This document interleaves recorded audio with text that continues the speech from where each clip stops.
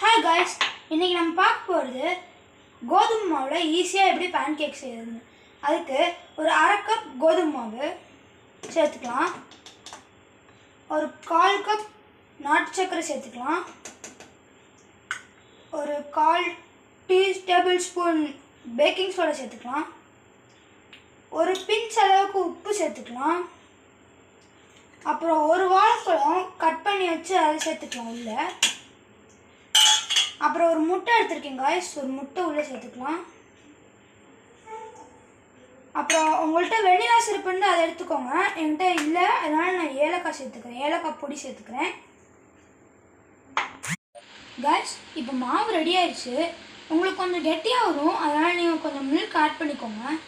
இப்போ நம்ம தோசைக்கல்லில் சிம்மில் வச்சுக்கோங்க காய்ஸ். ஒரு டேபிள் ஸ்பூன் எடுத்து ஊற்றிக்கோங்க காய்ஸ். எடுத்து நல்லா ஊற்றிக்கோங்க காய்ஸ். இப்படி ஊற்றிக்கிட்டு நீங்கள் விட்டுருங்க காய்ஸ். அது கொஞ்சம் 2 நிமிஷத்தில் கொஞ்சம் பபிளாக வரும் காய்ஸ். அதுக்கப்புறம் நீங்கள் எடுத்திங்கன்னா கரெக்டாக இருக்கும் காய்ஸ். இது மாதிரி பபிள்ஸ் வந்ததுக்கப்புறம் நீங்கள் இப்படி எடுத்துக்கோங்க காய்ஸ்.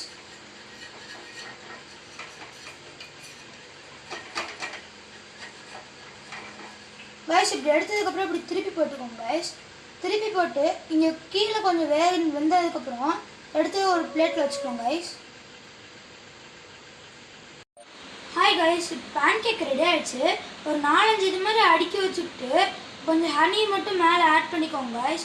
ஹனி ஆட் பண்ணிட்டா pancake ready guys. Thank you for வாட்சிங்.